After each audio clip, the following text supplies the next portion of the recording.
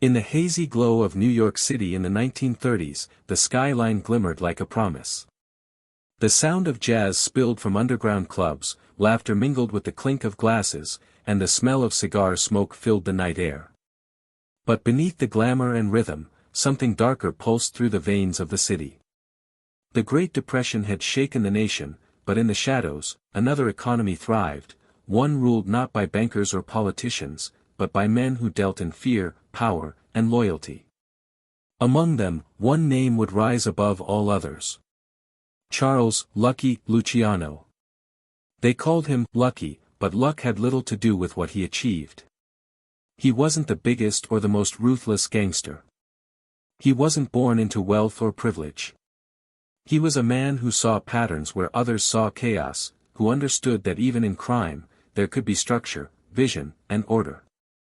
While the old Mafia bosses fought over scraps, Luciano saw an empire waiting to be built, a silent revolution that would change organized crime forever. The story of Lucky Luciano isn't just a tale of gangsters and gunfights. It's the story of transformation, of how one immigrant from Sicily redefined the underworld and, in doing so, reshaped American power itself.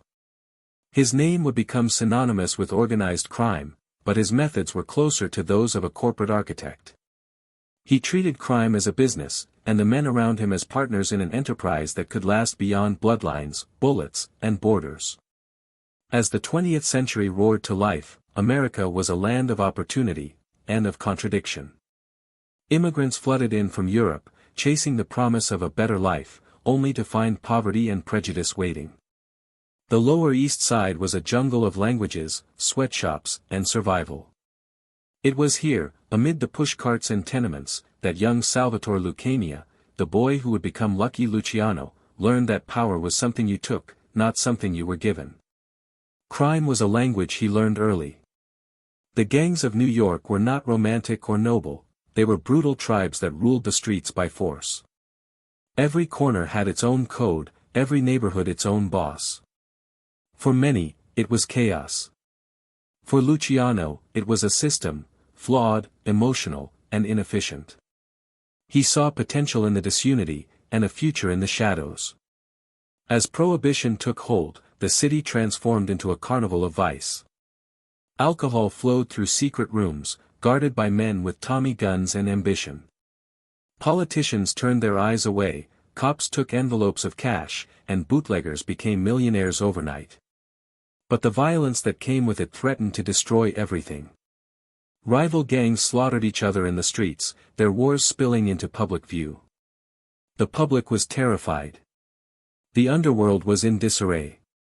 And in the chaos, Luciano began to dream of something that had never existed before, an organized underworld where power could be negotiated, profits could be divided, and bloodshed could be minimized. In this new vision, crime would no longer be a wild, ungoverned struggle for territory. It would be systematic, disciplined, and sustainable. It would have leaders, councils, and rules. He didn't want to be a king sitting on a fragile throne, he wanted to be the architect of an invisible empire. One that could survive long after he was gone. The irony of Luciano's rise is that he wasn't motivated purely by greed. To him, crime was a means of control, not just over others, but over chaos itself. He had seen too many lives wasted in meaningless feuds, too many empires burned down by pride. What set him apart wasn't his brutality, but his restraint. He knew when to strike, when to compromise, and most importantly, when to disappear. By the time most men his age were still fighting for scraps, Luciano was already orchestrating networks that spanned cities and ethnic lines. He had learned the value of partnership, with Jewish and Irish gangsters who shared his vision of efficiency.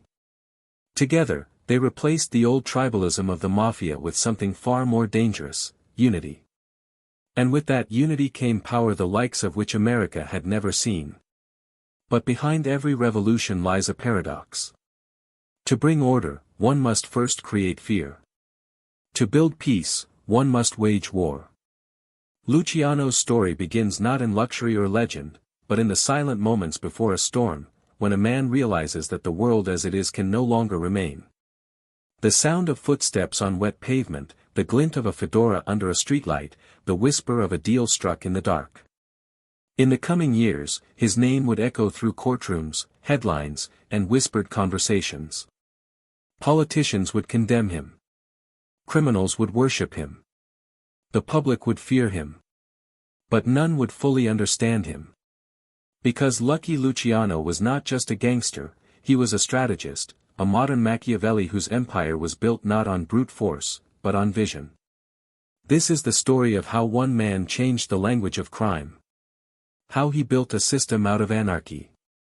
And how the legacy of his silent revolution still lingers in the shadows of modern power. The streets of New York were his battlefield, but history itself became his monument. The world of crime would never be the same again. Before Lucky Luciano ever dreamed of building an empire, the criminal underworld of America was a battlefield of egos, blood, and chaos. The early 20th century Mafia was not the sleek, organized machine the world later came to fear, it was a fractured realm ruled by superstition, silence, and suspicion. Every neighborhood had its own don, every street corner its own enforcer. These men clung to the traditions of Sicily, bound by old codes of honor that often translated to little more than vengeance and fear. Power was measured in how many men you could intimidate, not how efficiently you could manage them. In those years, the Mafia in America was less an organization and more a collection of feuding families, each protecting its own slice of illegal trade, gambling, extortion, and bootlegging. The idea of cooperation was alien. Violence was constant. A single insult could ignite a war that would last for years, ending only when one side was completely eradicated. The old world bosses, many of them immigrants who had carried their Sicilian traditions across the Atlantic, ruled with an iron hand and a closed mind. They valued bloodlines over brains, loyalty over innovation.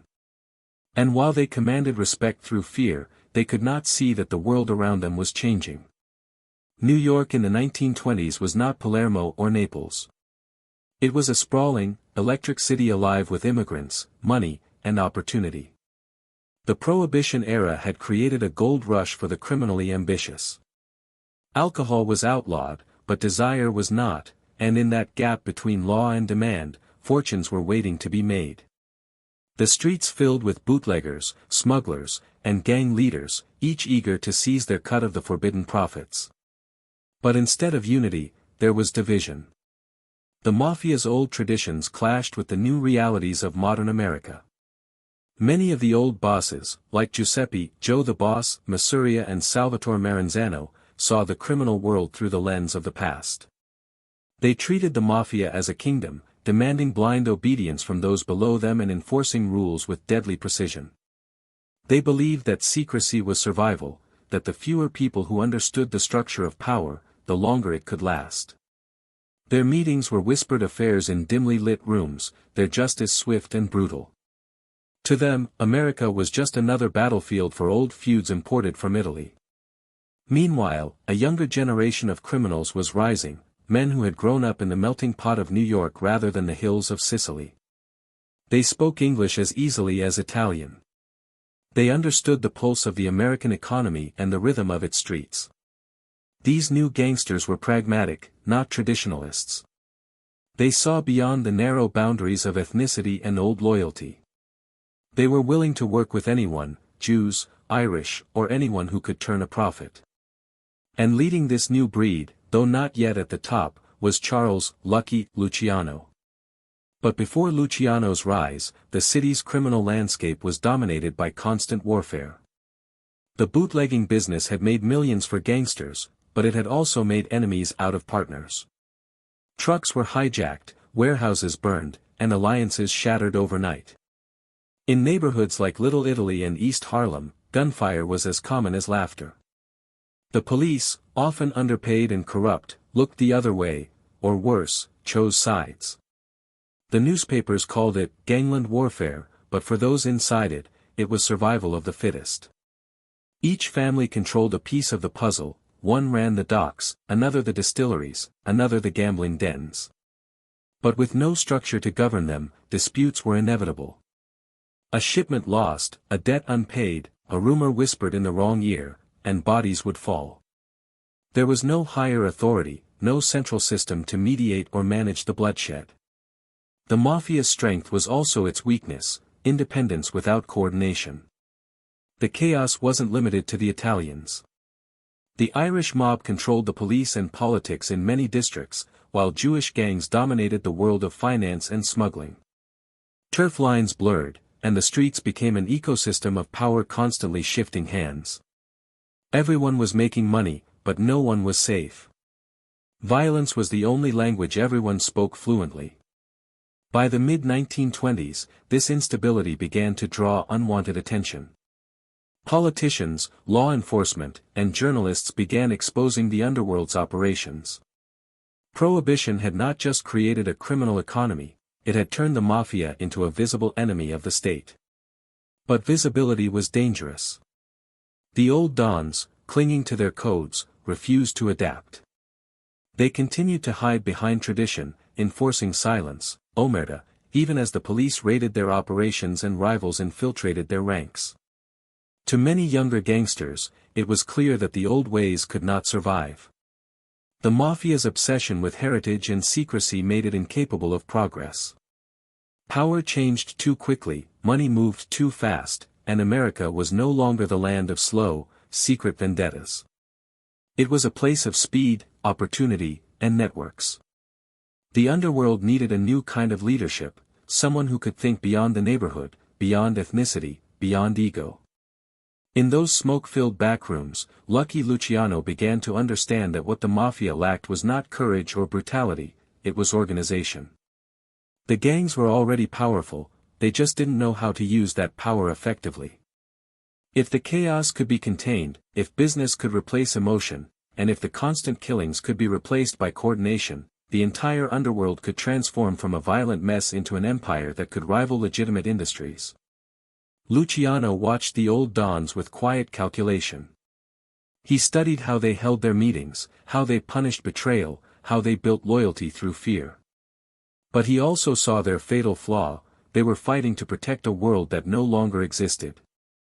The real future of crime, he realized, lay not in the past but in adaptation. He would not just lead men, he would systematize crime itself.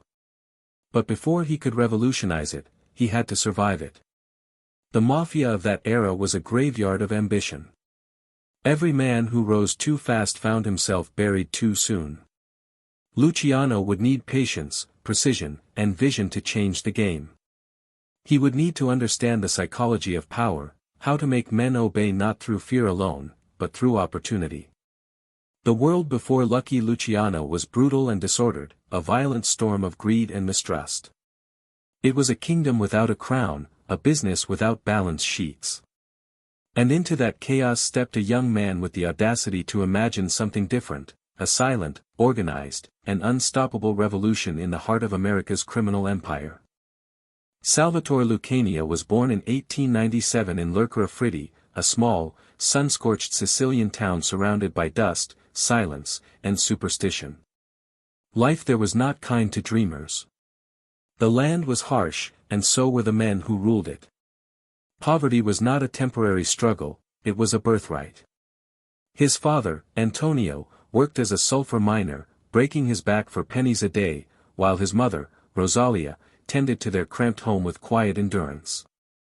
The family lived on little more than hope and tradition, and in those narrow stone streets, young Salvatore absorbed two lessons that would shape his destiny: power belonged to those who commanded fear, and silence was often stronger than truth. When the Lucania family boarded a ship to America in 1906, they carried with them not possessions but expectations. The promise of the New World had reached even the poorest corners of Sicily, the idea that across the ocean, a man could become whatever he dared to imagine.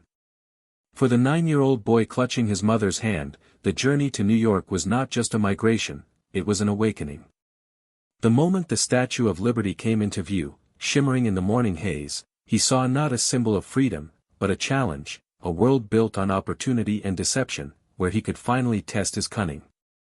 But reality was colder than the dream. The Lucanias settled in the Lower East Side, one of the toughest neighborhoods in America. The air smelled of sweat, sewage, and ambition. Immigrant families were packed into tenements so tightly that the walls seemed to breathe with their hunger.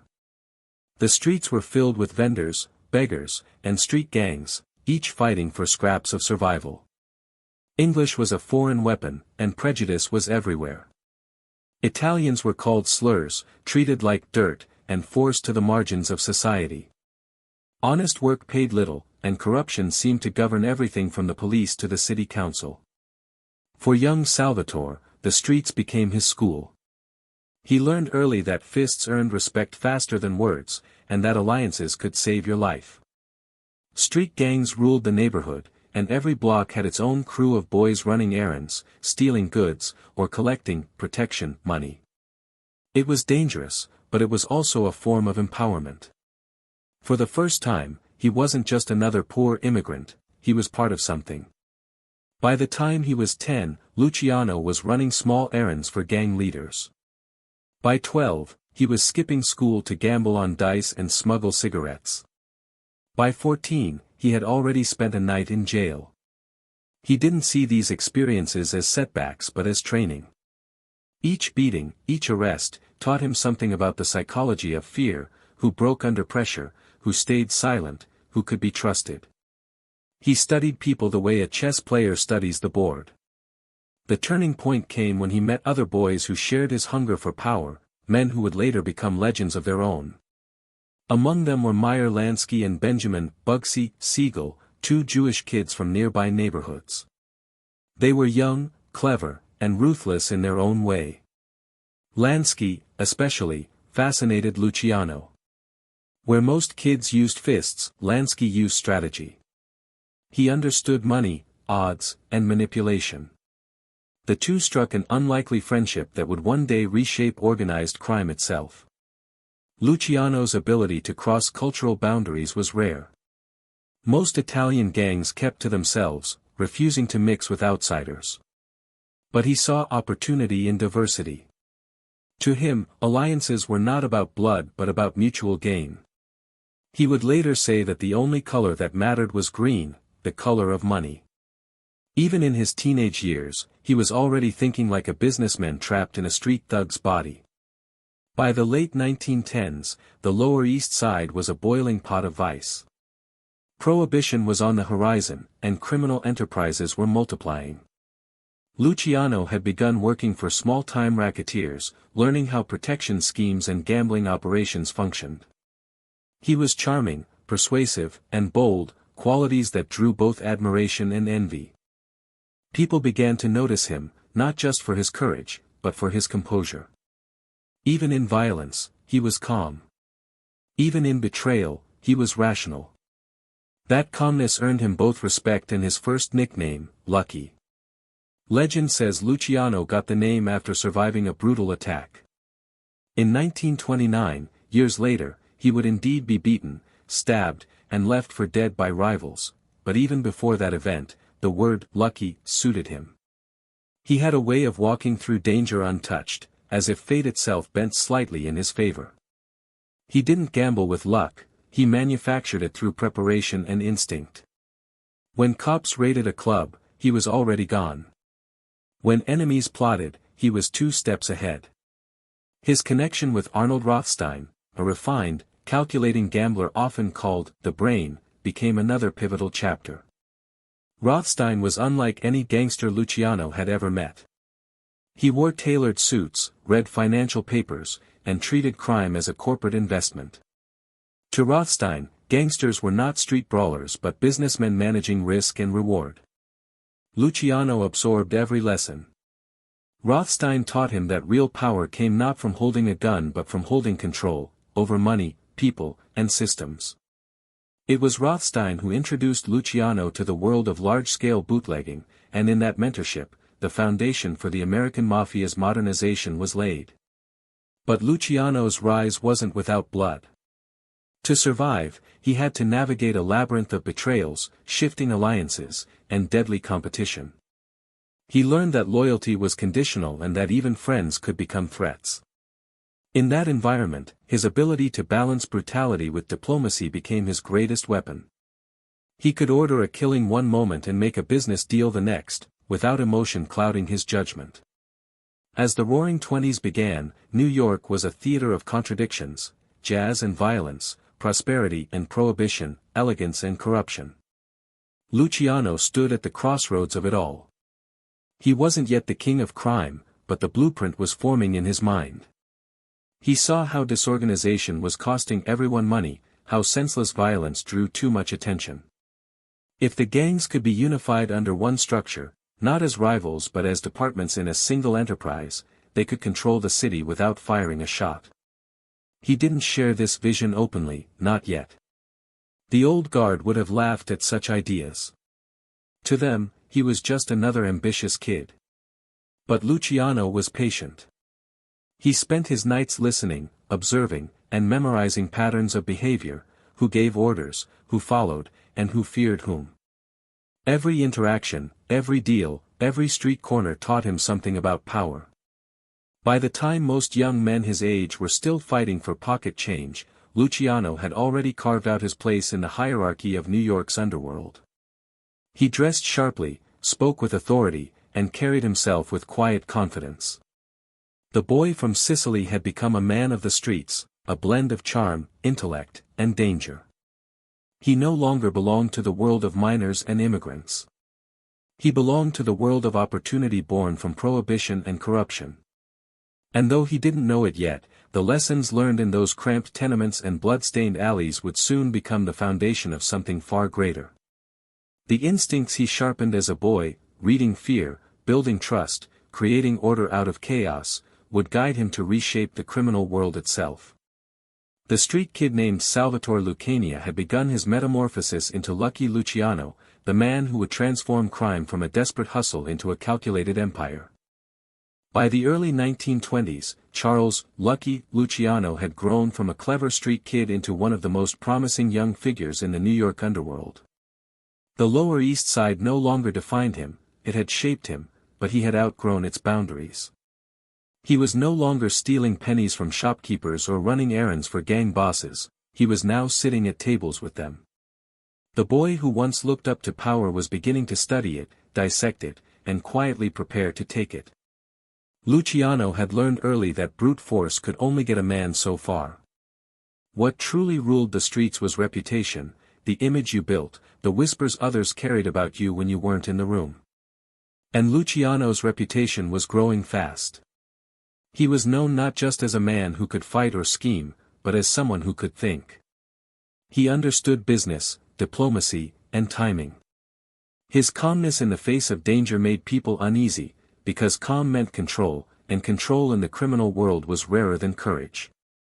He surrounded himself with men who reflected his own evolving philosophy: Meyer Lansky, the sharp-minded strategist; Benjamin Bugsy Siegel, the fearless enforcer; Frank Costello, the diplomat and political manipulator; and Vito Genovese, the ruthless pragmatist. Together, they formed the nucleus of what would later become known as the Combination, a loose alliance that blurred ethnic lines in the pursuit of profit. Luciano saw in these men not just partners but instruments of his future empire. Each one filled a role in the machinery of power he was building piece by piece. At the time, the American underworld was a volatile mosaic. Prohibition had turned alcohol into liquid gold, and gangsters were the new industrialists of vice. But with opportunity came danger. Bootlegging routes were guarded by machine guns, territories shifted hands through ambushes and betrayals. The old Mafia bosses, men like Joe, the boss, Masuria, ruled through intimidation, not intelligence. They believed in loyalty born of fear and demanded tribute from younger men like Luciano, who they viewed as useful tools but not equals. Masuria, a short, heavy man with a love for gambling and a paranoia for betrayal, had built a network of Italian gangs across New York. To him, Luciano was valuable, a young, clever operator who could negotiate with non-Italians and keep money flowing. But Luciano saw Masuria differently. He admired his power, but he saw the limits of it too. The old man's empire was built on outdated principles, held together by superstition and mistrust. To Luciano, that kind of leadership was a dead end. Working under Masuria was like walking a tightrope. Luciano learned to play both sides of every deal, to obey when watched, and innovate when unseen. He used Masuria's connections to expand his own influence, quietly cultivating relationships with bootleggers, suppliers, and corrupt officials. He began funneling his profits into legitimate fronts, restaurants, clubs, and warehouses, turning cash into cover. The line between criminal and businessman was disappearing. It was during this time that Luciano's partnership with Arnold Rothstein reached its peak. Rothstein was the mentor who turned Luciano's street smarts into strategy.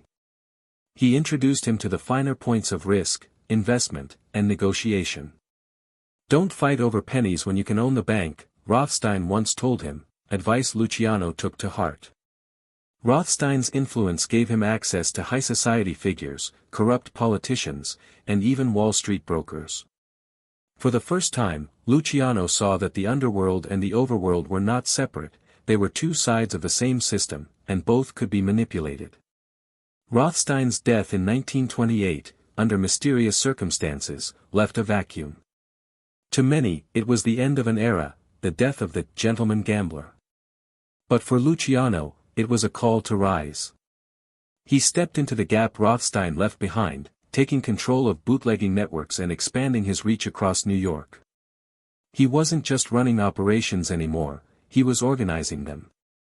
Every delivery, every payoff, every alliance became part of a larger blueprint.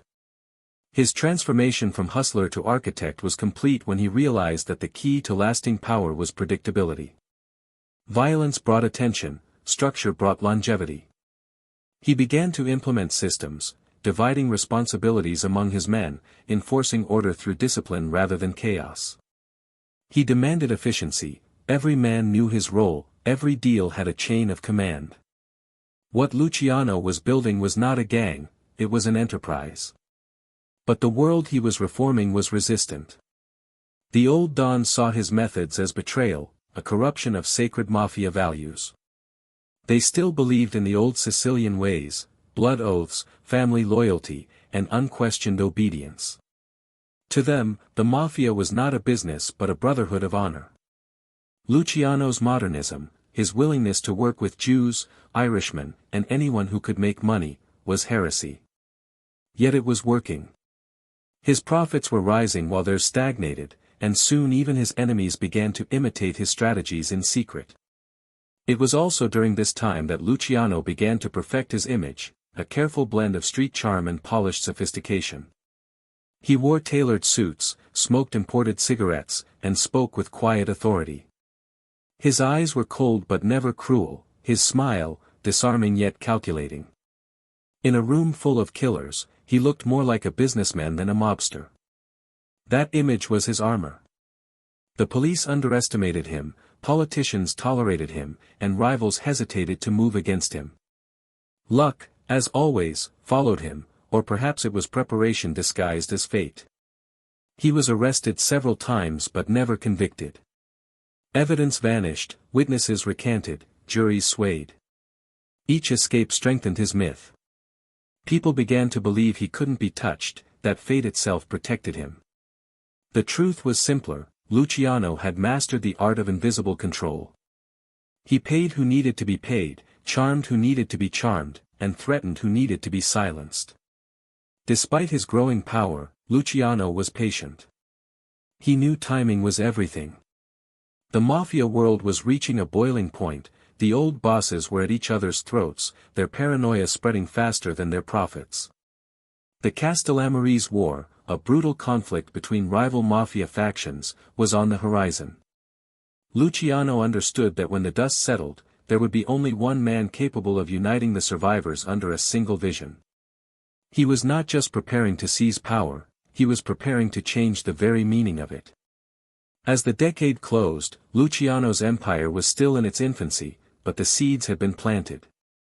He had money, allies, and influence, but more importantly, he had a philosophy.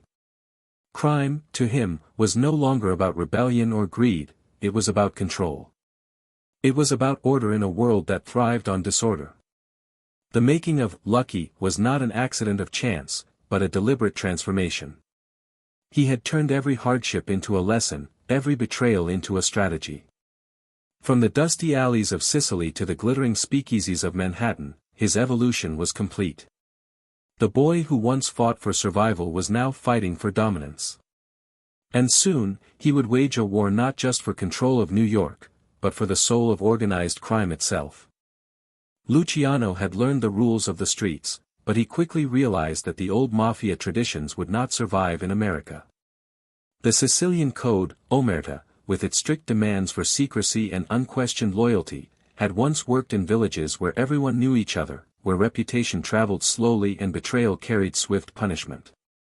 But in the sprawling urban chaos of New York, these rules were brittle. Blood feuds dragged on for decades, violence erupted over minor slights, and the old ways left too many opportunities wasted. Luciano understood that honor alone could not sustain power. Efficiency, strategy, and adaptability were far more valuable. He began to study the weaknesses in the old system. Dons demanded obedience but offered little incentive beyond fear.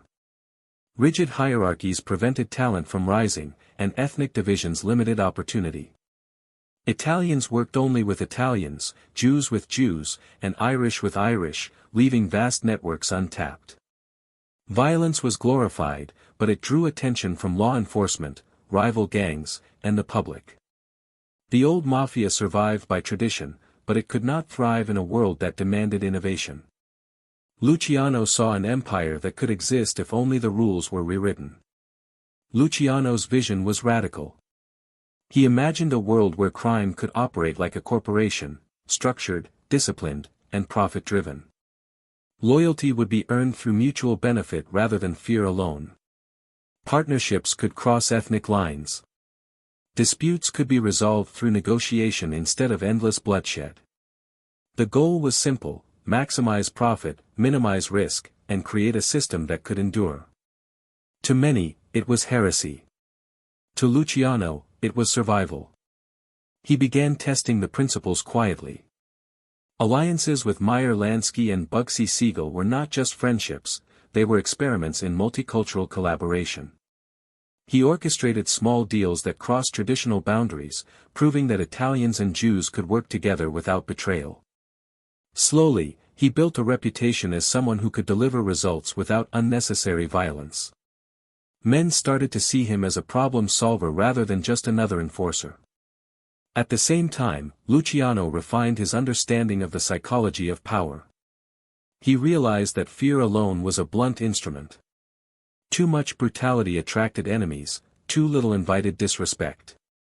He balanced intimidation with charm, creating a persona that commanded obedience while inspiring loyalty. Men followed him not only because they feared him but because they saw opportunity in his vision. He was teaching the old guard, and his peers, that influence could be built through strategy as much as violence. One of Luciano's most significant insights was the need for structure and profit sharing. He studied the inefficiencies in bootlegging, gambling, and protection rackets. Money was being lost to inter-family disputes, mismanagement, and unnecessary killings. Luciano instituted a kind of internal auditing system: territories would be defined, responsibilities assigned, and profits tracked. While primitive by modern standards, it was revolutionary for organized crime at the time. This system allowed men to earn trust and money based on performance rather than pedigree. Luciano's methods also included contingency planning, something the old mafia rarely considered. In his eyes, betrayal was inevitable, and law enforcement was relentless. He created channels for discreet communication, safe havens for allies, and methods to protect operations from both internal and external threats. Every action had a calculated response, every risk measured. This was more than leadership, it was governance. Luciano was transforming crime into a predictable enterprise. His break from tradition did not go unnoticed. Older bosses were suspicious, even hostile. They whispered about his disregard for the Sicilian way, accusing him of disrespect and arrogance. Yet, he moved cautiously. He never overtly challenged authority until he was ready. Instead, he built power quietly, demonstrating results that were impossible to ignore. His approach was patient and methodical: win the loyalty of key players, consolidate control over profitable operations, and let the old guard underestimate him until it was too late. By 1929, Luciano's reputation had evolved from that of a street-smart hustler to a visionary strategist. He understood that the future of the Mafia depended on collaboration, organization, and adaptability. Violence would still be necessary, but only as a tool, not a ritual. He had begun redefining what it meant to be a leader, no longer a tyrant enforcing tradition, but a strategist orchestrating complex operations with precision. This philosophy also extended to innovation in operations. Luciano pioneered the integration of different criminal enterprises, coordinating bootlegging with gambling and labor rackets, creating overlapping systems that generated multiple streams of income. He saw the connections between vice industries and leveraged them to maximize efficiency. Unlike his predecessors, he measured success not by fear imposed, but by profit accumulated and stability maintained. The psychological aspect of his revolution was equally profound. He trained men to think in terms of loyalty earned through opportunity rather than fear, making them invested in the system he was creating. Betrayal became costly, not just because of punishment, but because defection meant losing a place in a lucrative and well-protected network. Luciano had created incentives aligned with his vision, subtly reshaping the motivations of everyone under him. Luciano's modern approach also involved careful diplomacy.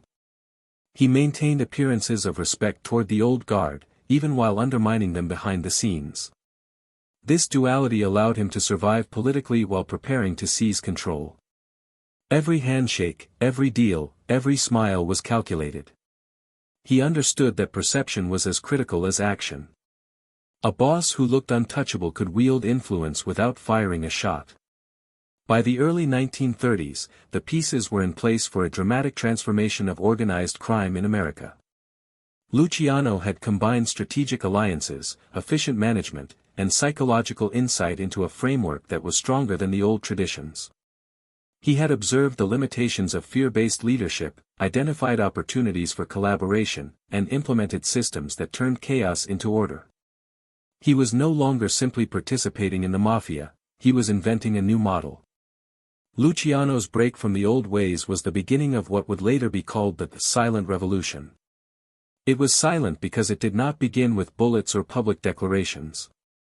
It began in whispers, in careful observation, and in calculated experiments. It began with a young man who saw the inefficiency of tradition and the potential for transformation, and who had the courage, intellect, and patience to change the game forever. The Castellamarese War was not just a conflict, it was a blood-soaked symphony of power, betrayal, and ambition that would decide the future of the American Mafia. By the late 1920s, New York's underworld was fractured, with rival factions vying for supremacy. At the center of the chaos stood two towering figures, Joe, the boss, Masuria, the traditionalist Sicilian Don, and Salvatore Maranzano, the charismatic yet ruthless leader of the Castellamarese faction. Both men were determined to dominate the city, and both were willing to pay the ultimate price to do so. What followed was a brutal struggle that would consume hundreds of lives and forever alter the structure of organized crime in America. Luciano, at this time, was a rising star, still technically under Masuria's wing but increasingly impatient with the old man's rigid methods. He had learned the intricacies of negotiation, strategy, and fear, tools that Masuria himself wielded, but without foresight. Masuria relied on brute force, intimidation, and loyalty through fear, while Luciano calculated, planned, and observed. He knew that whoever could outmaneuver the other would not just win territory or profits, they would inherit the right to reshape the entire Mafia. The war began in earnest with a series of targeted assassinations and brutal street killings. Allies were forced to choose sides, often torn between ethnic loyalty, long-standing debts, or pragmatic survival. The violence spilled into public spaces, turning neighborhoods like Little Italy and Brooklyn into war zones. Ordinary citizens walked in fear, and law enforcement struggled to contain the chaos. It was not a conventional war, there were no front lines or uniforms, only targets, hitmen, and the constant hum of paranoia.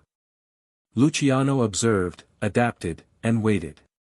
Masuria's strength lay in his experience and reputation. He had survived decades in the criminal world by being ruthless and unyielding. But his rigidity was also his weakness. He underestimated the younger generation, men like Luciano, who understood that loyalty could be bought, alliances could be strategic, and efficiency could replace mindless bloodshed. Luciano began to position himself carefully, building relationships with Maranzano's faction while keeping Masuria unaware of his subtle maneuvers. He was not merely surviving, he was orchestrating the future. The war was a test of psychological endurance as much as physical violence. Every murder sent ripples of fear through the ranks, but it also created opportunities for cunning operators. Luciano learned who could be trusted, who would break under pressure, and who could be manipulated. He began identifying the key figures who would either help or hinder his long-term vision. In many ways, the Castellamarese War was his classroom, a brutal, unforgiving environment in which only the most strategic could thrive. Betrayal became the currency of survival. Friends turned on friends, and allies became disposable assets in a larger game of power. Luciano recognized early that to survive and prosper, he could not be bound by the same codes that shackled the old bosses. Omerta, he realized, was not enough. Loyalty was valuable only if it served strategy. And he was willing to pay any price to ensure his vision came to fruition. The war reached its crescendo in a series of dramatic assassinations that shocked the criminal world. Masuria, once feared as the ultimate power in New York, was lured into a trap, a quiet lunch at a familiar restaurant, a casual invitation that concealed death. Luciano orchestrated the hit, understanding that removing Masuria would not merely end a rivalry but open the door for a new order. Masuria's death signaled the collapse of the old guard and cemented Luciano's place as a master strategist, even if publicly he remained under the guise of loyalty. Maranzano, however, proved to be a more cunning adversary. He sought to consolidate power and establish himself as the supreme boss, demanding respect and obedience from all factions. To Luciano, Maranzano represented the same limitations as Masuria, ambition without vision. While Maranzano sought to replicate the old Sicilian hierarchy on American soil, Luciano aimed for a flexible, efficient system. The young strategist realized that to survive, he would need to eliminate Maranzano as well, but with subtlety and patience. Throughout the war, Luciano demonstrated an uncanny ability to blend violence with diplomacy. He negotiated truces, brokered deals, and manipulated allegiances, all while maintaining the appearance of a loyal lieutenant. He did not rely solely on fear or intimidation, he relied on intelligence. By understanding the psychology of his rivals, he could predict moves, anticipate betrayals, and control outcomes without exposing himself to unnecessary risk. The Castellamarese War also revealed the changing face of organized crime in America. Ethnic lines were beginning to blur, and alliances were increasingly based on pragmatism rather than heritage. Luciano's partnerships with Jewish gangsters like Lansky and Siegel demonstrated the potential of collaboration across cultural divides. This approach would later become the foundation of the modern Mafia, replacing rigid tradition with adaptable strategy. As the dust settled and Maranzano fell to a carefully orchestrated ambush, Luciano emerged as the unchallenged architect of the new underworld. He had survived where others had perished, not through sheer brutality alone, but through vision, patience, and cunning. He had seen the futility of endless bloodshed and recognized that lasting power required more than fear, it required order. The lessons of the Castellamarese War were etched into his psyche. Violence could be a tool, but it could not be the foundation of leadership. Alliances could be temporary, loyalty conditional, but systems could endure. And most importantly, he understood that the American Mafia could no longer be a fractured collection of old-world empires, it needed a unified, strategic framework to thrive. Luciano's success in navigating the war demonstrated that he was not merely a participant in history, he was a historian of violence, learning from every gunshot, betrayal, and negotiation. He had turned the chaos of New York streets into a laboratory, experimenting with power, loyalty, and strategy. By the war's end, He was ready not only to control the underworld but to redefine it entirely, setting the stage for the creation of an organized criminal empire unlike anything the world had seen before. By the time Lucky Luciano had consolidated his position following the Castellamarese War, the landscape of organized crime in New York had changed dramatically, but danger remained ever present.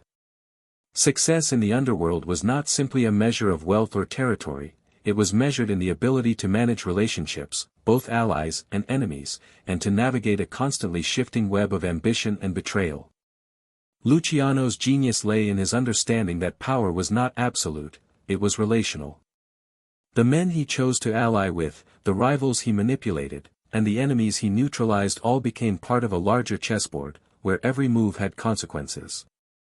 Luciano's inner circle was a carefully curated blend of intellect, ruthlessness, and loyalty. Meyer Lansky, the calculating strategist, provided insight into finance and logistics. Bugsy Siegel, fearless and unpredictable, offered muscle and intimidation when necessary. Frank Costello, the consummate diplomat, connected the underworld to politics, unions, and legitimate businesses. Each man complemented the other, and under Luciano's leadership, their combined talents created a network that was both resilient and formidable.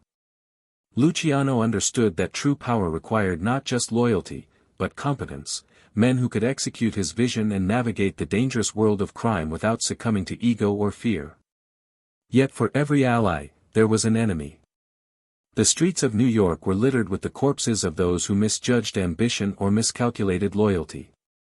The old guard, though weakened, still lurked in the shadows, waiting for mistakes that could be exploited.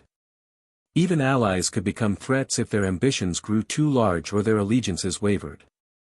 Luciano's brilliance lay in his ability to anticipate such shifts, to preempt betrayal, and to ensure that the balance of power always favored him. He cultivated trust strategically, often testing loyalty with small favors, delicate negotiations, or subtle threats. In doing so, he created a psychological network of influence that extended beyond brute force. This delicate balance of power required constant vigilance.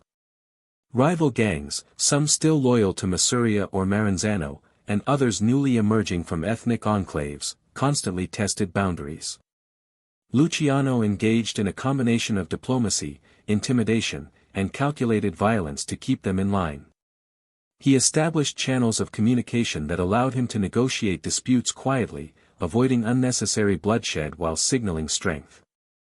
Unlike the chaotic conflicts of the past, his interventions were precise and strategic, demonstrating that efficiency could be more powerful than sheer brutality.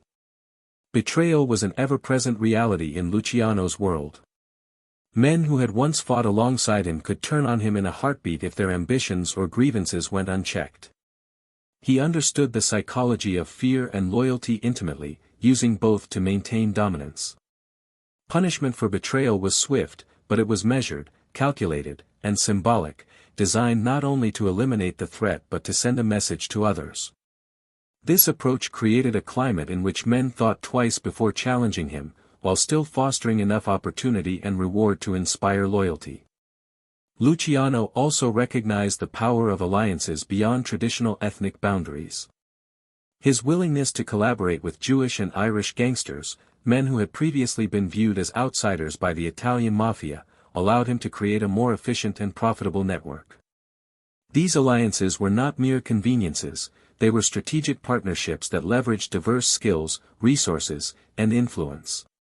Luciano treated his allies as partners, not subjects, while simultaneously ensuring that he remained the central figure in all decisions. This approach allowed him to expand his operations, increase profits, and neutralize potential rivals by turning them into stakeholders in his vision.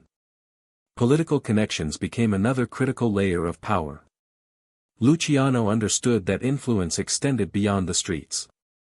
Through figures like Frank Costello, he gained access to unions, law enforcement, and politicians who could provide protection, intelligence, and opportunities for expansion. These relationships were carefully maintained through bribes, favors, and subtle coercion. The integration of political and street-level influence allowed Luciano to operate with a level of impunity that few could match, blurring the line between legality and criminality in a way that was revolutionary for the time. At the same time, Luciano maintained a public persona that concealed the full extent of his power. To outsiders, he was a businessman, a suave and composed figure who navigated the social world with ease. He frequented clubs, restaurants, and social events, carefully cultivating an image that commanded respect without overtly threatening anyone. This duality, the public gentleman and the private strategist, allowed him to manage both allies and enemies effectively, creating an aura of invincibility. The art of negotiation became one of Luciano's most effective tools. He resolved conflicts before they escalated, brokered deals that benefited multiple parties, and used information as leverage. In this environment, intelligence often outweighed violence. Men respected him not only for his ruthlessness but for his ability to anticipate moves, calculate risks, and execute strategies that maximized profit and minimized loss. Luciano's psychological acumen, his understanding of fear, ambition, and desire, allowed him to control situations without firing a shot, a skill that set him apart from virtually every other figure in the underworld. Yet the stakes were always high. A single mistake could trigger retaliation, law enforcement action, or the collapse of an alliance. Luciano's constant vigilance, combined with his strategic thinking, allowed him to maintain control in an environment where chaos was the norm. Every action, every relationship, every decision was part of a larger plan to consolidate power, increase profitability, and minimize unnecessary risk. In this way, he transformed the underworld from a chaotic collection of feuds and rivalries into a system governed by influence, calculation, and strategic loyalty. Allies and enemies alike came to recognize Luciano's unique combination of intellect, ruthlessness, and diplomacy. His ability to manage human psychology, balancing fear and reward, punishment and opportunity, created a network in which men were invested in his success. This psychological control, combined with strategic alliances and efficient organization, allowed him to extend his influence far beyond the neighborhoods of New York. By carefully managing relationships, Luciano ensured that even those who opposed him were ultimately dependent on his system, cementing his dominance in the criminal world. In essence, this period marked the full maturation of Luciano as a leader. He had moved beyond the street-level hustler and the ambitious underling into a role that required mastery over both people and systems. He understood that power was relational, that influence was cumulative, and that survival in the underworld demanded a combination of strategy, psychology, and ruthlessness. Allies were instruments of progress, enemies were lessons in caution. And through careful management of both, Luciano was creating a model of leadership that would define organized crime for decades to come. The hidden war that raged through the streets of New York in the early 1930s was not always visible to the public eye, but it was as intense and decisive as any battle fought on a conventional battlefield. While gunfights, murders, and public acts of violence occasionally drew headlines, most of the conflicts shaping the underworld occurred in whispered negotiations, backroom meetings, and carefully orchestrated strikes. This was the era in which Lucky Luciano truly honed his ability to manipulate both human behavior and circumstance, orchestrating events with a precision that blurred the line between strategy and artistry. Luciano's genius during this period lay in his understanding of subtlety. While rival mobsters continued to rely on brute force and intimidation, Luciano recognized that wars could be won without spilling unnecessary blood. He cultivated a network of informants, loyal lieutenants, and political contacts who provided intelligence on rival operations, potential betrayals, and law enforcement movements. Every scrap of information was a weapon, and Luciano wielded it with careful discretion. By the time most rivals realized they were being outmaneuvered, the outcomes were already decided. The hidden war was also psychological. Luciano understood that fear could be leveraged without violence. A well-timed rumor, a discreet threat, or a sudden demonstration of strength could bend competitors to his will. He orchestrated situations where rivals doubted their own alliances, suspecting betrayal at every turn. By controlling perception, Luciano reduced the number of confrontations that required actual bloodshed while amplifying his reputation as someone who could never be predicted or outsmarted. In many ways, the city became a chessboard, and Luciano was several moves ahead of everyone else. Government pressure intensified during this period as well. The Prohibition era had created massive criminal profits, but it had also attracted significant attention from law enforcement and politicians. Federal agents, local police, and even military units occasionally targeted organized crime, but corruption often rendered these efforts inconsistent. Luciano exploited this inconsistency masterfully. He maintained relationships with sympathetic officers and politicians, ensuring that raids, arrests, and investigations could often be anticipated or mitigated. Simultaneously, he made sure that those who opposed him faced the full weight of the law or public exposure, further consolidating his position. Internal pressures were equally demanding. Within his own network, loyalty was never guaranteed. Men who had been friends yesterday could become competitors today. Managing human ambition required constant attention. Luciano instituted clear hierarchies and responsibilities within his operations, ensuring that his lieutenants had incentives aligned with his goals. He balanced power carefully, giving individuals enough autonomy to feel empowered but never enough to challenge his authority. This balancing act required psychological insight, patience, and constant vigilance. The war extended beyond the Italian underworld. Jewish and Irish gangs, which had historically operated separately, were now interwoven into the dynamics of New York's criminal economy. Luciano's relationships with figures like Meyer Lansky and Dutch Schultz allowed him to form strategic alliances that strengthened his position and isolated rivals. These alliances were not casual friendships but calculated partnerships that leveraged the strengths of each faction while keeping ultimate control firmly in Luciano's hands. In a city divided by ethnicity, Luciano was building unity through pragmatism. Territorial disputes remained a constant source of tension. Control of docks, speakeasies, gambling dens, and smuggling routes determined who would thrive and who would fail. Violence could be avoided, but only through careful negotiation and subtle demonstrations of strength. Luciano developed a keen sense for timing, knowing when to act, when to bluff, and when to withdraw. This strategic patience allowed him to expand his influence while keeping casualties minimal and maintaining the loyalty of those under his command. The hidden war was also technological and logistical. Luciano recognized early that efficiency in criminal enterprises required coordination, communication, and control. He implemented systems for managing operations across neighborhoods, ensuring that information flowed smoothly and that each faction knew its role. Safe houses, coded messages, and trusted intermediaries became essential tools. Operations that once depended on chance or brute force now relied on intelligence, coordination, and foresight. In this way, Luciano transformed what had previously been a fragmented, chaotic underworld into a disciplined network capable of sustained growth and resilience. At the same time, the stakes of the hidden war were intensely personal. Betrayal could come from unexpected sources, a subordinate tempted by money, an ally swayed by threats, or even a family member whose loyalty wavered. Luciano learned to navigate these human complexities with a combination of observation, manipulation, and subtle reward. By understanding the motivations, fears, and desires of those around him, he created a system in which loyalty was profitable, disloyalty was dangerous, and control was absolute. The psychological aspect of the war cannot be overstated. Luciano's opponents often underestimated him because he did not resemble the archetypal mobster. He did not rely solely on intimidation or displays of brute force, he relied on intellect, perception, and strategy. He cultivated an aura of calm, appearing approachable and composed even while orchestrating events that could result in death or destruction. This duality made him unpredictable and formidable, a man whose reach extended far beyond what his enemies could perceive.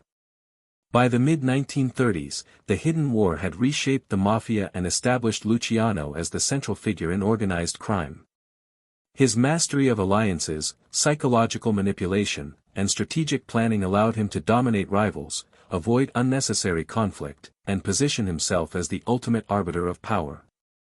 The city's underworld had become a system, not a battlefield, and Luciano was the architect of that system.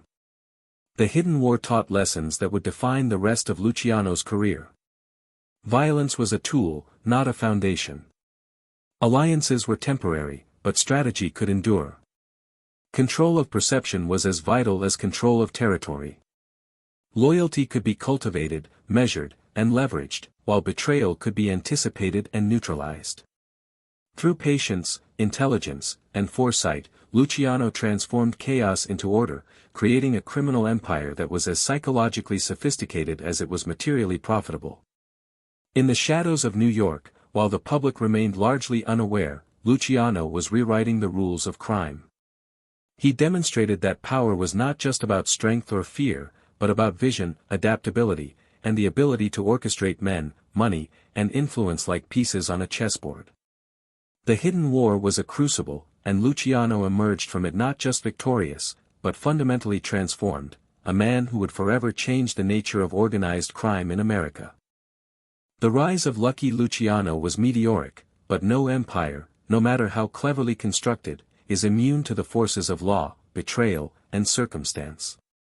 By the mid-1930s, Luciano had become the most powerful figure in New York's underworld, orchestrating a network of alliances, controlling territory, and directing criminal enterprises with remarkable precision. Yet even as he solidified his dominance, the cracks that would herald his fall were beginning to form. They were subtle at first, whispers in the streets, cautious glances from former allies, and the ever-present scrutiny of law enforcement. But in Luciano's world, subtle signs often carried the weight of life and death. The beginning of Luciano's downfall was not marked by a single dramatic event, but by the accumulation of pressures, legal, personal, and political. Federal authorities had begun to focus on organized crime with a renewed intensity.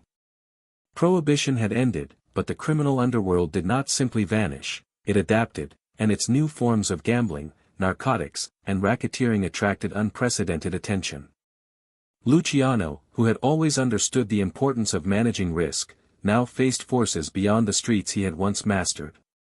He could manipulate men, negotiate alliances, and control perception, but he could not entirely escape the law.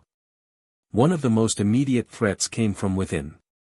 Some of Luciano's former allies, men who had once shared in his vision of a modernized mafia, began to see opportunity in his absence. Ambition is a persistent motivator in the criminal world, and even the most loyal men could be swayed by the promise of greater power or profit. Rivalries that had been held in check by Luciano's strategic presence started to surface. Small disputes over territory, revenue, and influence became more pronounced. Every move he made had to be calculated with even greater care, for the balance he had so meticulously maintained was fragile. Betrayal, the inevitable companion of power, began to rear its head in new and unpredictable ways. Men who had once taken orders without question began testing limits. Informants emerged, sometimes out of greed, sometimes out of fear, sometimes seeking revenge. Luciano, who had mastered the psychology of loyalty and fear, recognized the signs early. He tightened his inner circle, scrutinized alliances, and relied increasingly on the intelligence networks he had built over the years. Even so, the sense of vulnerability, the realization that control could never be absolute, began to weigh heavily. At the same time, law enforcement was becoming more sophisticated. Investigations were methodical and relentless. Prosecutors and agents began to understand the structure of organized crime, and they started targeting not only the street-level operatives but the strategists behind the operations, men like Luciano. The introduction of wiretaps, undercover informants, and extensive surveillance made the once invisible web of influence visible to the authorities. The risk of arrest and prosecution was no longer theoretical, it was imminent. Luciano's personal life, always intertwined with his criminal identity, also contributed to the pressures building around him. His relationships, both romantic and professional, exposed vulnerabilities. Trust was not easily earned, and even close confidants could become liabilities if they were careless or greedy. Luciano's reputation as a man who could command loyalty through vision and intellect was only as strong as the discretion of those around him. A single slip, a single betrayal, could unravel years of careful strategy. The convergence of these pressures created a moment of heightened tension in Luciano's life. Law enforcement investigations intensified, rivalries simmered, and whispers of betrayal circulated throughout the city. The very systems he had built to maintain control, alliances, networks, and channels of influence, were being tested under unprecedented scrutiny. Every decision carried higher stakes, and every move could trigger unintended consequences. The first tangible signs of his fall appeared through legal challenges. Luciano, who had long avoided conviction through careful planning and influence, began facing cases that were difficult to navigate. Witnesses, bribed or intimidated in the past, became unreliable. Evidence, once easily suppressed, became more persistent under the increasing pressure of federal authorities. The networks he had relied upon for protection were now strained. While he remained calm on the surface, internally he was forced to recognize that the game was changing. Survival required adaptation not just to rivals but to a legal system that was becoming more effective at targeting the architects of organized crime. At the same time, the psychological toll of constant vigilance began to accumulate.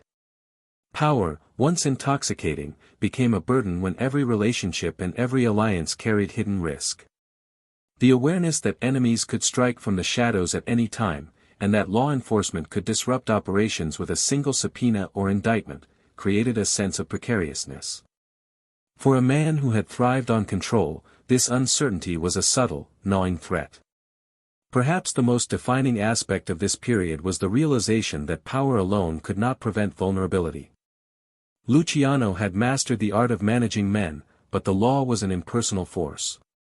Even the most loyal allies could not shield him from investigation or indictment. The systems he had built, which had previously turned chaos into order, were now under assault from an entity that could not be bargained with or intimidated. It was a stark reminder that in the world of organized crime, mastery over people did not equate to mastery over circumstance. And yet, even as the pressures mounted, Luciano remained a strategist. He did not panic, he did not make rash moves. Instead, he began to maneuver subtly, preparing for contingencies, weighing options, and calculating the potential consequences of each action. He understood that the beginning of a fall did not necessitate complete destruction. With foresight, even a crisis could be mitigated. Still, the sense of vulnerability, the awareness that his empire could be compromised, marked the start of a transition. The fall, in essence, began quietly and internally. It was not heralded by gunfire or public spectacle, but by the slow erosion of absolute control. Law enforcement pressure, internal rivalries, and the psychological weight of perpetual vigilance combined to create a state of constant threat. The foundations that Luciano had so carefully laid were being tested in ways he had never faced before.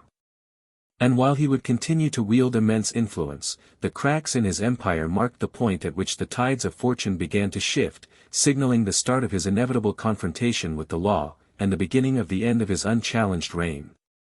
The courtroom was a theater of power, drama, and exposure, a place where the myth of Lucky Luciano would clash head-on with the cold machinery of justice. After years of building an empire in the shadows, Luciano now faced the harsh light of scrutiny, a place where every decision, every relationship, and every criminal act could be dissected, publicized, and punished. The trial was not merely a legal proceeding, it was the culmination of law enforcement's relentless efforts to dismantle organized crime at its core. It was also the arena in which Luciano's carefully constructed image and influence would be tested against the unyielding force of the judicial system. The charges against Luciano were severe, and the prosecution sought to make an example of him. They accused him of running a vast criminal network, involving prostitution, gambling, and extortion, a syndicate that had corrupted the streets, manipulated public officials, and thrived on violence and intimidation. The evidence was meticulously gathered, a combination of witness testimonies, financial records, and surveillance. Yet, despite the weight of evidence, Luciano had a history of navigating legal threats with cunning, and he approached this trial with the same strategic mind that had guided him through the underworld. The courtroom was electrified with tension from the start. Journalists lined the benches, eager to capture every expression, every gesture, and every uttered word. The public was fascinated, the allure of the Mafia, the glamour of crime, and the charisma of its most notorious figure combined to make the trial a spectacle. Luciano's presence commanded attention. He was composed, impeccably dressed, and calm, radiating the confidence of a man who had survived countless threats. To the casual observer, he appeared almost untouchable, a testament to the persona he had cultivated for years. The prosecution's strategy was aggressive, designed to portray Luciano not as a businessman or a strategist but as the criminal mastermind behind a sprawling empire. Witnesses were called to recount experiences of intimidation, coercion, and fear. Former associates, some coerced and some willing, testified against him. The stories painted a picture of a man who orchestrated crimes with precision, yet always remained detached from the direct execution. The courtroom became a stage where morality, law, and the underworld collided, exposing the mechanics of organized crime to the public for the first time in such detail. Luciano's defense, however, was equally calculated. He leveraged every resource at his disposal, high-profile lawyers, legal loopholes, and the same psychological insight that had guided his rise. His attorneys challenged witnesses, questioned motives, and sought to minimize the perception of his involvement. He remained calm, responding with poise and occasionally with charm, diffusing moments of tension and projecting control. Even in a room dominated by authority and moral judgment, Luciano's presence reminded everyone that he was a master not only of crime but of perception. The trial revealed more than criminal activity, it revealed the intricate mechanics of power and influence. How bribes were funneled, how networks of loyalty were maintained, and how strategic violence could enforce compliance without attracting immediate attention, all of it was laid bare. Observers, journalists, and even law enforcement officials gained unprecedented insight into the sophistication of Luciano's operations. It was both a revelation and a cautionary tale. The American Mafia was no longer a chaotic collection of thugs, it was a structured, disciplined, and highly adaptive enterprise. Despite the evidence and testimony, Luciano's charisma and strategy were formidable.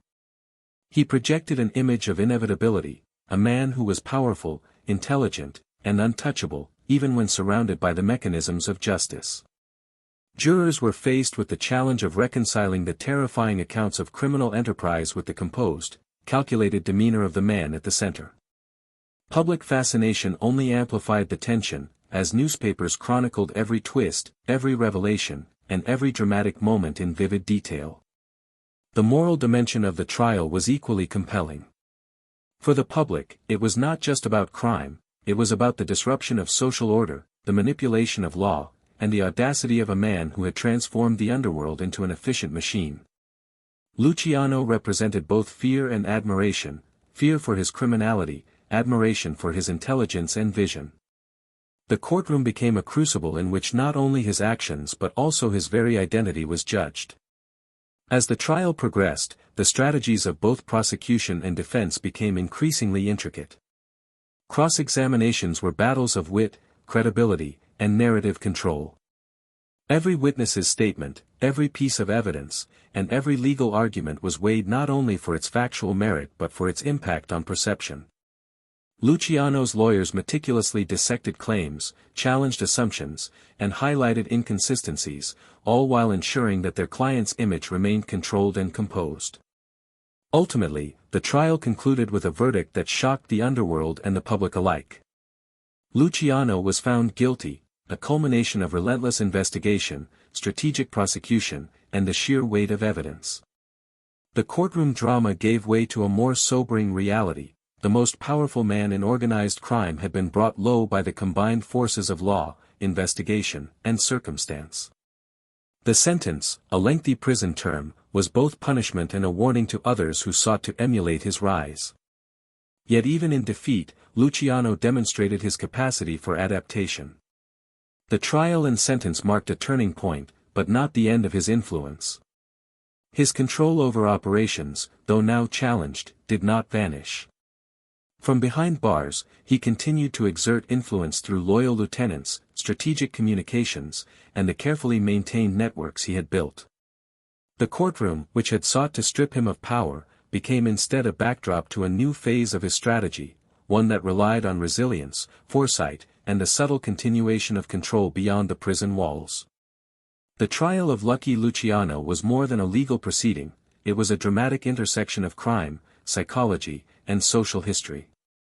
It showcased the sophistication of organized crime, the charisma and intellect of one of its most prominent figures, and the relentless pursuit of justice in the face of a complex and shadowy network. For Luciano, it was a profound moment of reckoning, a confrontation with the limits of personal power, the inevitability of legal consequences, and the enduring tension between ambition and accountability.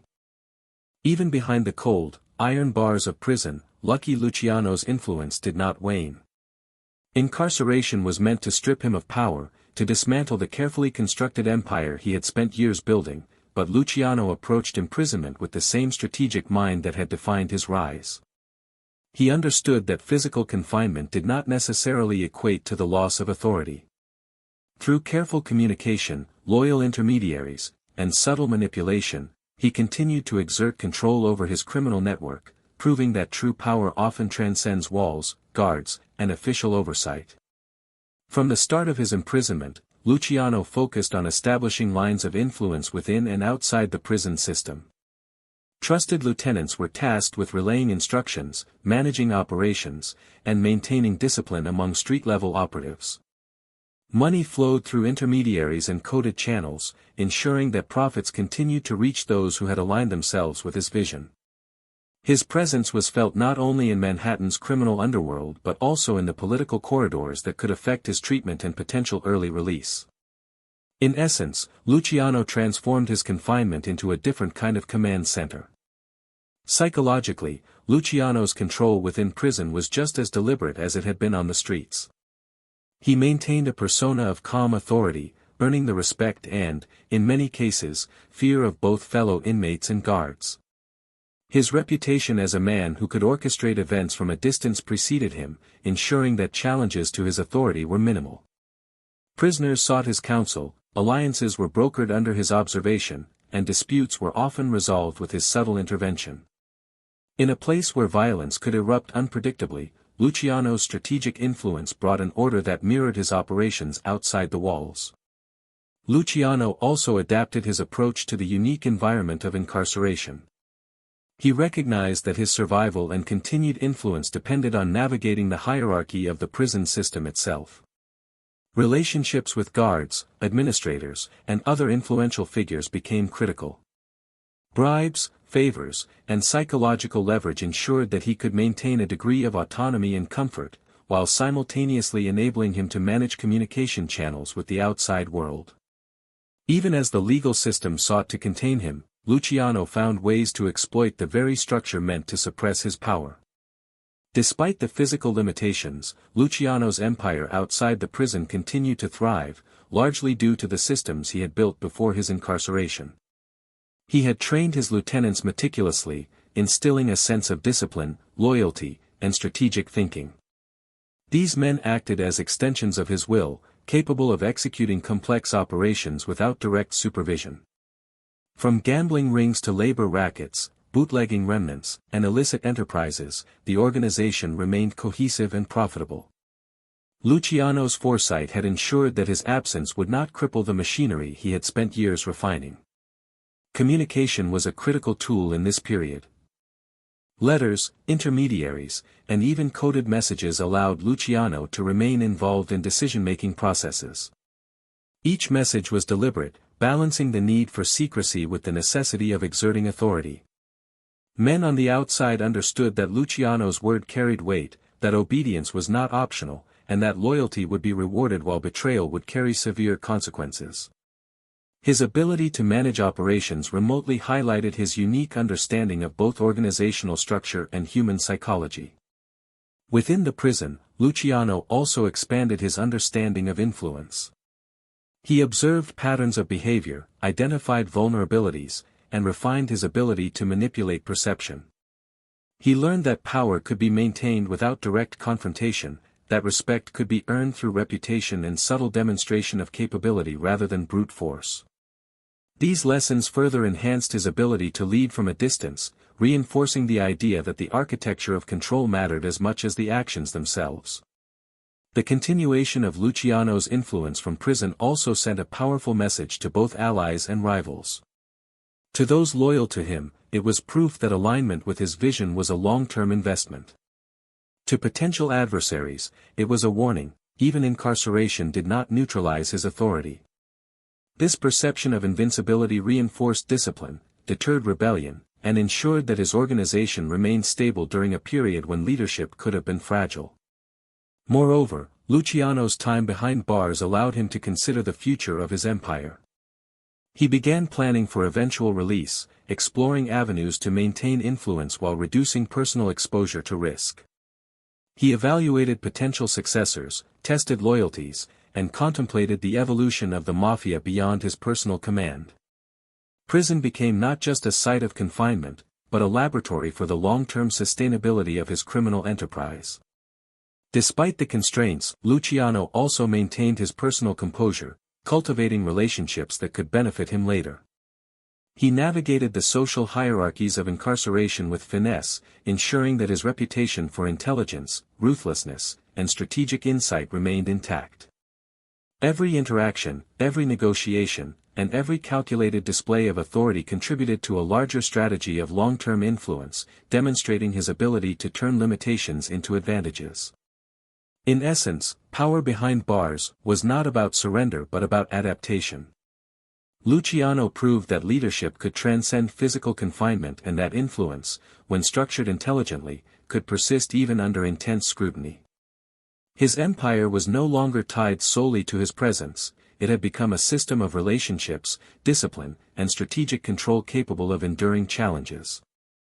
Luciano's tenure in prison highlighted a critical truth: true power is as much about structure, foresight, and psychology as it is about physical dominance. By the end of this period, Luciano had not only survived incarceration but had strengthened the foundations of his influence. The prison walls could not contain his vision, his intellect, or his ability to manipulate human behavior. Allies remained loyal, operations continued efficiently, and his reputation as a master strategist grew. In a world designed to strip him of authority, Luciano demonstrated that power could be maintained, even enhanced, through strategy, patience, and psychological mastery, a lesson that would resonate far beyond the confines of prison walls. After years behind bars, Lucky Luciano faced a turning point that would define the final chapters of his life in America: deportation. The legal system, having succeeded in stripping him of his freedom, now sought to remove him entirely from the country he had dominated, believing that exile would neutralize the influence of the man who had reshaped organized crime. For Luciano, however, deportation was neither the end nor a defeat; it was a new stage in a life defined by adaptation, strategy, and the relentless pursuit of control. Even as he stepped onto foreign soil, far from the streets he had mastered, he retained a keen awareness of opportunity, influence, and the subtle ways power could be exercised from a distance. Luciano's deportation to Italy was fraught with both danger and uncertainty. Italy, still grappling with the rise of fascism under Mussolini, presented a vastly different political and social landscape from New York. The streets were unfamiliar, the networks less developed, and the environment charged with a tension that combined both nationalism and authoritarian oversight. For a man accustomed to manipulating urban power structures, the transition required caution. He understood that survival and influence depended on discretion, diplomacy, and the ability to navigate an entirely new set of rules. Yet Luciano did not retreat into obscurity. He leveraged his experience, connections, and intelligence to remain a significant figure in international organized crime. His knowledge of American operations, combined with relationships built over decades, made him an invaluable asset to those interested in transatlantic criminal enterprise. During this period, he cultivated contacts not only in Europe but also with intermediaries in the United States, demonstrating that influence could transcend borders when strategically applied. Luciano's deportation, intended as a removal of power, became instead a test of his adaptability, one he approached with characteristic calculation. One of the most remarkable aspects of Luciano's exile was his ability to maintain relevance in both criminal and geopolitical spheres.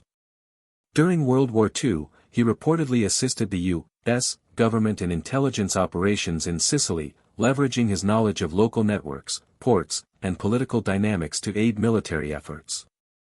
Whether motivated by pragmatism, survival, or a desire to secure future opportunities, Luciano's cooperation reflected his understanding that influence often required engagement with broader systems of power, not just the streets of his past. Through this cooperation, he not only secured favor with powerful figures but also created conditions for his eventual return to influence in America. Deportation also allowed Luciano a period of reflection, a time to assess the empire he had built and the legacy he would leave behind. Removed from the immediacy of American criminal politics, he could observe the long-term consequences of his innovations, the organizational structures he had implemented, the cross-ethnic alliances he had pioneered, and the methods of control and loyalty that had redefined organized crime. This distance offered a unique perspective on the effectiveness of his strategies, and perhaps even on the moral ambiguities of his life. Luciano's exile was simultaneously a punishment and an opportunity, a rare moment for a criminal mastermind to evaluate the enduring impact of his vision. Despite being far from the American streets, Luciano continued to exert influence indirectly. He maintained communication with key lieutenants, guided operations through trusted intermediaries, and observed developments in the underworld with a strategist's eye. His absence forced his organization to become more autonomous, yet his hand could still shape outcomes, proving that leadership could survive physical separation when systems were designed to endure. In this way, exile became less a loss of power and more a reconfiguration of it. Luciano was no longer a street boss but a distant architect whose vision continued to guide operations. The psychological transformation during exile was equally significant. Stripped of immediate authority, Luciano confronted the limitations of personal control while deepening his understanding of influence and resilience. He had learned that power is multifaceted. It exists not only in territory, wealth, or fear, but in perception, strategic alliances, and the capacity to adapt. Exile forced him to internalize this truth fully, to recognize that even as circumstances change, the ability to navigate human behavior, systems, and opportunity remained the ultimate currency. In these years, Luciano also engaged in careful planning for his eventual re-entry into American society. He assessed potential allies, studied political and criminal landscapes, and positioned himself to regain influence when circumstances allowed. While deportation had removed him physically from the country, it could not erase the networks, reputation, or strategic acumen he had cultivated over decades. His foresight ensured that he remained a figure of relevance, a man whose knowledge and connections could not be ignored by those who had once feared or worked with him. Philosophically, exile forced Luciano to reconcile with the dualities of his life, power and vulnerability, ambition and consequence, loyalty and betrayal. He had built an empire through intelligence, ruthlessness, and vision, yet even he was subject to forces beyond his control. This period highlighted the tension between personal agency and systemic constraints, a lesson in humility tempered by strategy. Luciano's life, already a study in the interplay of psychology and power, became richer for this confrontation with limitations. By the time Luciano returned to Naples in the late 1940s, he was a changed man in some ways, yet fundamentally the same in others. His physical reach had contracted, but his strategic mind remained as sharp as ever. Exile had refined his understanding of influence, forcing him to operate through subtlety, diplomacy, and patience rather than direct command. He continued to cultivate alliances, manage operations from afar, and maintain his position as a respected, if distant, figure in the criminal world. The endgame of Luciano's life in exile demonstrated the resilience of a man who had always seen opportunity where others saw limitation. Deportation, intended as punishment, became a crucible in which his strategic genius was tested and validated. Through careful adaptation, psychological acuity, and relentless planning, he maintained influence, protected his legacy, and ensured that the empire he had built in America would endure even in his physical absence. Exile was not surrender, it was a new stage in the ongoing evolution of a man who had forever changed the rules of organized crime. Lucky Luciano's influence on organized crime was profound and enduring, reshaping the Mafia into a structured, business-like enterprise. Before him, Gangs operated chaotically, driven by personal vendettas and territorial disputes. Luciano introduced organization, hierarchy, and cooperation among diverse factions, establishing systems that reduced conflict and increased efficiency. His creation of the commission allowed different families to resolve disputes and manage operations collectively, ensuring stability and continuity. He also revolutionized alliances, working across ethnic lines with Jewish, Irish, and other groups to maximize power and profits. This pragmatic approach prioritized competence over heritage, demonstrating strategic vision and adaptability. Luciano's understanding of human psychology further strengthened his control, loyalty was rewarded, betrayal punished, and perception managed to maintain respect and fear. His criminal enterprises mirrored corporate operations, with gambling, prostitution, and racketeering managed systematically. Delegation, oversight, and accountability ensured profitability and minimized risk. Beyond the streets, Luciano leveraged political and union connections to protect and expand his influence. Even after deportation, his systems and methods continued to shape the Mafia, proving that his strategies outlasted physical presence. Luciano's life embodies the duality of brilliance and ruthlessness. He demonstrated that intelligence, foresight, and psychological mastery can redefine an entire system. His legacy persists in the structure, strategy, and culture of organized crime, cementing his role as the architect of the modern Mafia. Lucky Luciano's story is more than the tale of a gangster, it is a study in power, strategy, and human psychology. He transformed the chaotic world of organized crime into a disciplined, efficient system, using intelligence, alliances, and foresight to maintain control. Even in imprisonment and exile, his influence endured, proving that power is not confined to physical presence but is rooted in networks, perception, and strategy. His life illustrates the balance between ambition and vulnerability, showing how brilliance and ruthlessness can coexist with moral ambiguity. Luciano's innovations, structured operations, cross-ethnic alliances, and psychological control, shaped the Mafia for generations and created a lasting cultural archetype of the strategic, composed mobster. Ultimately, his legacy is both a lesson and a caution. It demonstrates how vision and intellect can reshape systems, but also reminds us of the consequences of power exercised without restraint. Luciano's silent revolution changed organized crime forever, leaving a mark that blends myth, reality, and the enduring complexities of human ambition.